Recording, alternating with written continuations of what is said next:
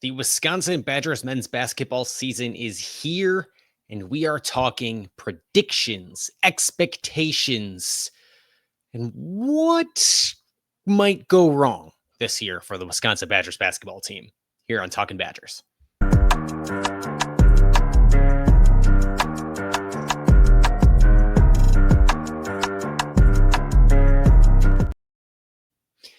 Yes, welcome back into Talking Badgers, powered by BadgerNotes.com. Keep that website in your mind for a moment here. I am your host, Kedrick Stumbris. You can find me on the website formerly known as Twitter at Kedrick Stumbris, all the various social medias, Blue Sky and the like, same handle. You can find the show at Talking Badgers, also youtube.com/@TalkingBadgers. Today we are talking about the Wisconsin Badgers basketball season that is getting underway in just a handful of hours by the time you are hearing this. And to preview the season, my BadgerNotes.com colleagues, Dylan Graff, Seamus Rohrer, and I went to the roundtable this week for the website and answered a handful of questions about what we think of this Wisconsin Badgers basketball team. And today we're going to be talking about my answers to those questions. But you're going to have to go to the website. You're going to have to go to BadgerNotes.com to see if my colleagues agree with me, where they differ, where we separate ourselves a little bit from each other on our belief in this Wisconsin Badgers basketball team. And it all starts with who is the Wisconsin Badgers most important player. And I know it's easy. We're going to answer 5 questions here ahead of Wisconsin opening its season tonight against the Campbell Fighting Camels. If you want to catch us live after that game, we're gonna try to go live in a reaction show here tonight. YouTube.com/@TalkingBadgers to get that in your feed, get that notification as soon as we go live, kind of following the post-game presser tonight. The most important player on the Wisconsin Badgers basketball team. I don't think this is a question of who is the best player for the Wisconsin Badgers basketball team, but if you take them out of the lineup, where do the biggest waterfall effects start to happen? What makes the biggest negative impact in a world where this player is taken out of the lineup and you don't necessarily have a suitable replacement for them? To me, that is Alexis Bieliauskas. Alexis Bieliauskas, not some of the other headline names, not any of the 5 starters. It's Alexis Bieliauskas, big man, Lithuanian, transfer in the professional basketball sense. He spent the last 3 years playing professional basketball in his home country of Lithuania. Ugh. He turns 20 years old next month in December. It's like December 5th or something. He turns 20 years old. He is not a prototypical Wisconsin basketball freshman high school recruit, not even a prototypical transfer portal recruit, right? This is an older guy coming over to play basketball, a guy who can shoot the ball a little bit, right? Fits that mold of a big, in the reserve big that Wisconsin needs in this offense, this version of the Wisconsin basketball offense overhauled by one Kirk Penny. He has that professional basketball experience, a solid replacement for high major college basketball experience, even if it is not perfectly analogous, even if it is not the same level of competition, perhaps most likely a little bit lower level of competition out there in the Lithuanian league, playing most of his time in the second tier Lithuanian professional league and a little bit with the top ball club. But that's really the only forward who has any level of experience playing highly competitive basketball outside of the 2 guys starting in front of him. Will Garlock is going to play right behind Bieliauskas in that rotation. He appears to be the 10th man. Hey, you could quibble if it's Garlock or if it's Hayden Jones on the wing, but Bieliauskas is the only reserve with any kind of meaningful basketball experience outside of, a United States high school and prep circuits. So with Nolan Winter in front of him, with Austin Rapp in front of him, Austin Rapp, I don't really have any questions about how his game is going to translate from the West Coast Conference to the Big Ten. It seems very clear to me that he's got that figured out based on his inside-out game. But Bieliauskas, they need him to hit. This Wisconsin Badgers basketball team is counting on him to be the 6th man off the bench. I almost did it. The 6th or the 7th man off the bench alongside Jack Janicki, probably bringing them in together very often, as Greg Gard brought Kamari McGee and Carter Gilmore off the bench at the same time very often last season. So Bieliauskas, if he can play at this level, if he can play at the Big Ten basketball level, is a suitable replacement for Carter Gilmore, even if he isn't going to bring the same level of defense right off the bat. Certainly struggled to defend without fouling in the red-white scrimmage in the Oklahoma exhibition as well. Looked a little bit better in the Oklahoma exhibition than he did in the red-white scrimmage, for sure. But if that doesn't work, they don't have particularly good options, this Wisconsin basketball staff, to tinker with the lineup and get something going. Greg Gard said after the exhibition against the UW-Platteville Pioneers that he went to a 4-guard look for, I think it was a minute and 40 seconds. A minute and 40 seconds of a 4-guard look where they put John Blackwell at the 4. In that 1 minute and 40 seconds of playing time, Wisconsin basketball offense scored 0 points against the Division III Pioneers and turned the ball over twice. It was a rough look for, admittedly, a lineup that Gard said he had not really tinkered with in practice. He gave those guys a different look than they had been used to, and guys didn't really know where the others were supposed to be and made things a little bit frazzled. Gard took the blame for that. But if that's the alternative, is that 4-guard look with John Blackwell down there at times, and you're rotating in and out Nolan Winter and Austin Rapp at the 5, where you already have plenty of questions about whether either of those guys can play a suitable 5 role at the center. Waterfall effects downstream, if Bieliauskas does not hit, are not pretty. And you don't want to play John Blackwell out of position. He's great where he is, and you could make the case for him being the most important player on this team because of it. But if Bieliauskas doesn't hit, and I think it's a much bigger question than any of the first, 6 to 8 guys in the rotation, I think that's the biggest question. That creates some downstream effects that, affect John Blackwell, affect Nick Boyd, affect Andrew Rohde. And you don't really want that. Behind that, what is the biggest question mark for Wisconsin basketball? Certainly, you could say, well, you can answer that Bieliauskas point in the same manner. But for me, it's Wisconsin basketball defensively. That's my biggest question mark for Wisconsin basketball is what does it, not even how good can it be, but what does it look like? Because the last 2 seasons of Wisconsin basketball have been marked by a significant difference in their ability to defend the 3-point line. Wisconsin basketball at its best over the Greg Gard-Bo Ryan era has chased opponents off of the 3-point line. They have brought guys inside to face punishing bigs. Big post defenders, an Ethan Happ, a Frank Kaminsky, a Stephen Crowell. Without one of those prototypical bigs, Nolan Winter is going to hold his own down there, but against some of these really talented bigs like Michigan, like Illinois, some of these teams that are projected to be, a tier or 2 above you in the Big Ten. How does Wisconsin handle that?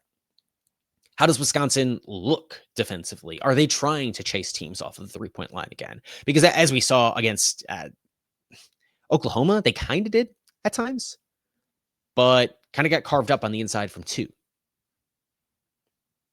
And that was perhaps just a comparative look where Oklahoma was swatting away a lot of shots on the inside, while Wisconsin doesn't prototypically do that. And Oklahoma shot 50% from 3 and shot over 50% from the field. If you take that Oklahoma exhibition and put it into last year's season, that's the second best opponent shooting percentage from the field that Wisconsin would have surrendered. Second only to that weird loss to the Penn State Lions. So in a world where, Wisconsin maybe doesn't have the same kind of defense that you would want to chase opponents off of the 3-point line, and they didn't chase opponents off of the 3-point line last year barely at all. Opponents attempted 39.1% of their attempts from the field from beyond the arc. That is the most significant share of opposing field goal attempts from three in the Gard-Ryan era by quite a significant margin outside of just the first year of Bo Ryan. Wisconsin typically wants to have itself in that, top 50 range per KenPom. But the year prior, Wisconsin was a little bit outside of that top 50 range, that 2023-24 season, a la AJ Storr. And Wisconsin surrendered a pretty hefty 3-point shooting percentage, one of the very worst in the country, one of the 25 worst in the country. So in a world where Wisconsin in the last two seasons has had a very uncharacteristic 3-point defense, they either let opponents shoot a lot of threes or they allow opponents to make a lot of threes. And the makes are some more random variables than other times. And in cases where you chase opponents off the 3-point line, you are kind of leaving them to make some of their more difficult shots, and sometimes they just make them. That's fine. That's reasonable. But before we even ask the synergy questions, what does it look like for a Wisconsin basketball defense, a unit, a team that has not played a lot of minutes together? How do they find their groove defensively, and how good does that look? I don't even know what it looks like. So I'm waiting to see over the course of the first month of the season, okay, what is the defensive profile of this team? What are they trying to do above all else? What kinds of shots are they trying to allow opponents to take? Because over the past two seasons, it's been uncharacteristic, not just from a quality of defense, but also, a qualitative look at the defense. Okay, third, what does success look like for the Wisconsin Badger basketball team? I put this into, some relative expectations for where they are supposed to finish this year, per some of the greater expectations placed around them by polls, numbers, and the like. So Wisconsin picked 7th in the Big Ten preseason media poll. The 7th place team in the Big Ten last year, that would have been Illinois, the Fighting Illini. They won 21 games before Selection Sunday, earned a 6th seed in the NCAA tournament. If Wisconsin's successful, it looks something like that.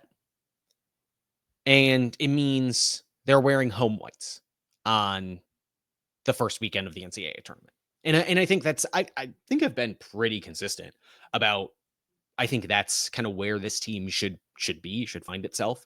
And I've certainly indicated that they have a ceiling that could go beyond that, right? Like there's a case to be made if you really want, where if everything clicks, this team's Final Four good. I'm not saying that's necessarily the case here. But I think this is a team with second weekend potential. And I do think that, once you get there, anything can happen.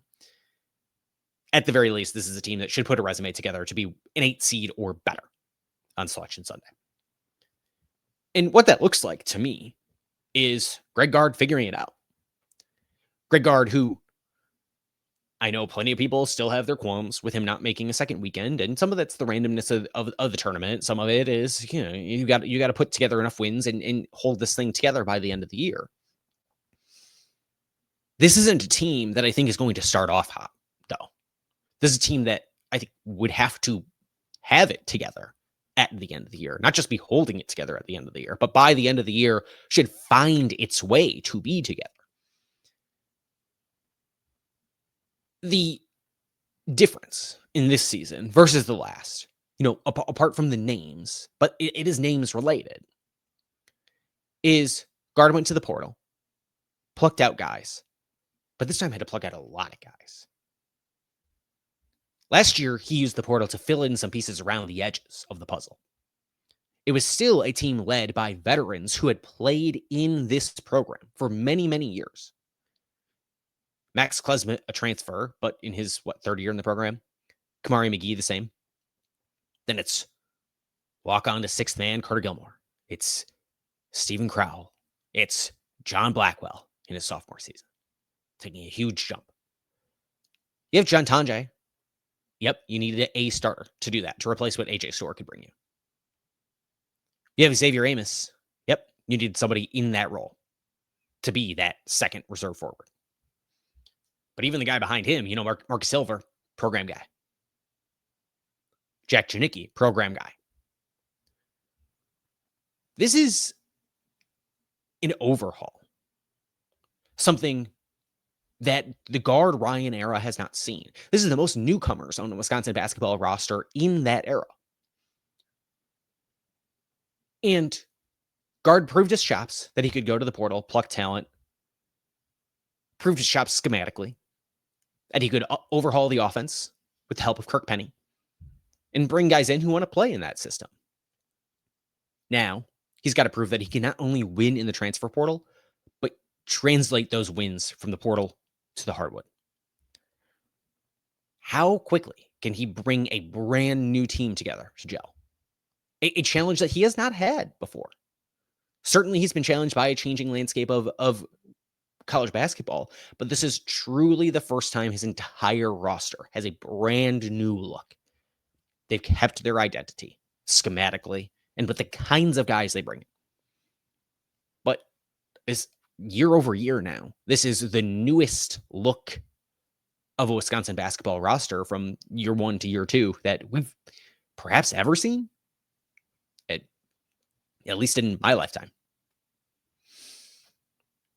So success for Wisconsin looks like Greg Gard, I thought he arrived last year in the Arizona game, but he really arrives to the new era of not just X's and O's college basketball, but portal recruiting college basketball, international recruiting college basketball. If he can do that this year, if he can be wearing home whites on the first round of the NCAA tournament. Then, if Wisconsin succeeds expectations, how does it do so?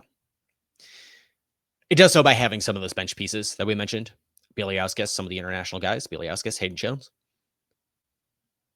Will Garlick, Braden Carrington, performing at a higher level than I am currently expecting them to do.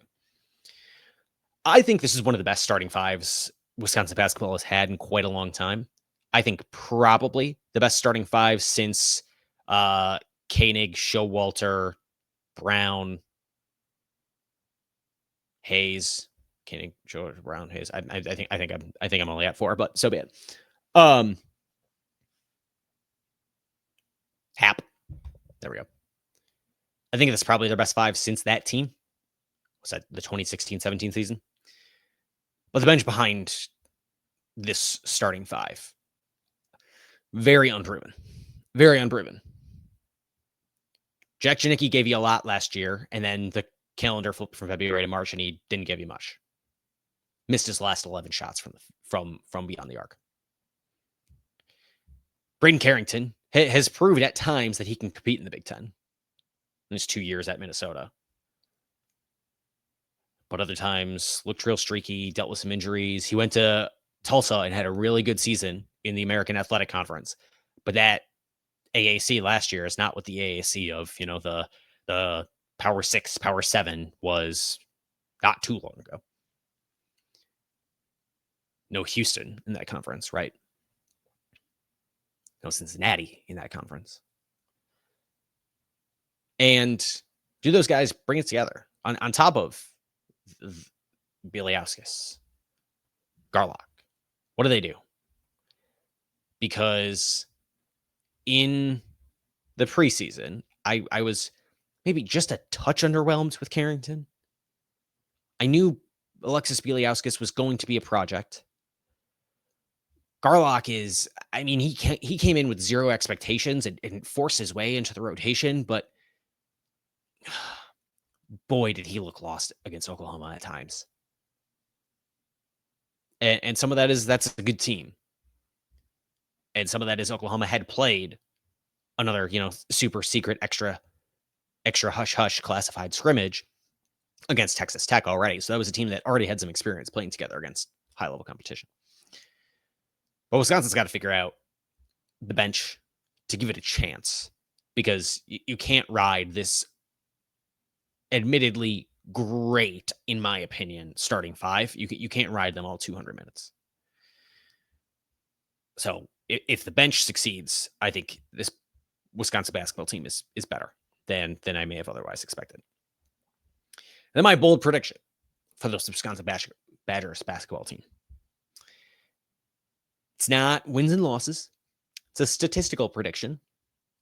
I think John Blackwell leads this team in scoring. I know it's not bold, but I think he leads in scoring, rebounding, and assists. I think this is a breakout John Blackwell season, and he leaves for the NBA draft after this year. I've heard enough from other coaches. I have heard enough from his coaches. I've heard enough from his teammates. I have heard enough from what his father says about him. A guy who undeniably knows ball. That I think this is a breakout season for John Blackwell.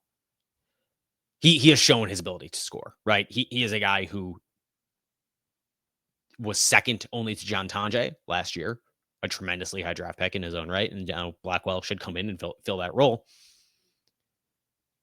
And then rebounding, he could have a Johnny Davis type of season on the wing, and that Johnny Davis sophomore season was a team where that was Johnny Davis and a bunch of guys who I mean, Brad Davison gave them heart, but that was a young Steven Crowell. That was a young Tyler Wall. Guys who had not really come into their own yet. Johnny Davis remains the only wing in the Greg Gard era, the only player on the wing to bring down over 200 rebounds. I think that's in the cards for John Blackwell this year, who was one of only 4 players to collect over 100 rebounds a season ago. And 2 of those guys are gone in Tonje and Crowell. Nolan Winter, I think, is after a 17-15 performance against Platteville, I think is showing himself to probably be this team's leading rebounder. But if there's a chance for anybody else to do it, I think it's John Blackwell. I don't think it's any of the other guys in the front court, particularly just given the way that Wisconsin's going to spread the ball around. They're going to try to create mismatches by bringing the forwards out to the perimeter. Things are going to be, just a little bit different, and maybe some clutch offensive rebounds from time to time for Blackwell. Gets going for him, gets him over the finish line. I think maybe that happens. And then assists, like the assist leader could really come from anybody. The top 3 guys for Wisconsin a season ago in assists were Steven Crowell, Max Klesmet, and then John Blackwell, 1, 2, 3. And Crowell only had 9 more assists than Blackwell in third. Like, it really could come from anybody. And while you might think initially it's most likely to come from Boyd, there really is just a true positionless nature to this offense now, where you could tell me it's any one of the starting 5, and I would probably believe you. Maybe outside of Austin Rapp. Now, I guess as I'm thinking through it, I think it's going to come from one of the 3 guys in the backcourt, but I'm not entirely certain about that. But if I have to pick any of them, I'm going to pick Blackwell just because he's a proven commodity. He's a proven commodity, and I think it's going to draw, double teams from time to time and be able to get a pass, a skip pass out on the perimeter to an open shooter.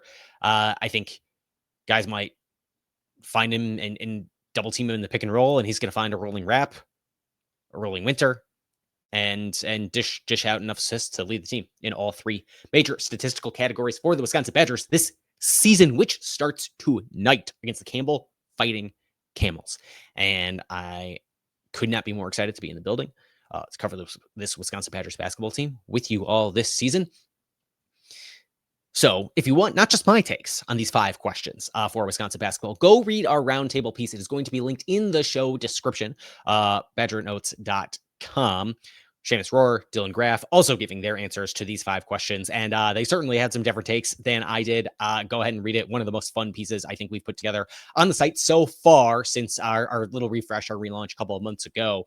So go ahead, read that. I also put up a preview with a whole bunch of quotes from guys I collected this offseason, this preseason, talking to every player on the roster, coaches across the roster, opposing coaches, other coaches in the Big Ten at Big Ten Media Days, just talking to all of them about what they think about guys on this Wisconsin basketball roster. And we have a quote or more on every single player on this 14-player Wisconsin basketball roster. That is in another preview piece for Badger Notes, badgernotes.com. We'll link that one in the show description for you as well. Get you your money's worth while you're over there. Appreciate you all being here. This has been Talking Badgers for BadgerNotes.com. I am Kedrick Stumbris. Find me on all the various social medias at Kedrick Stumbris. You can listen to the show, Talking Badgers, wherever you listen to podcasts, youtube.com/@TalkingBadgers. Go there, hit the subscribe button, get notified as soon as we go live tonight after Wisconsin opens the season against the Campbell Fighting Camels.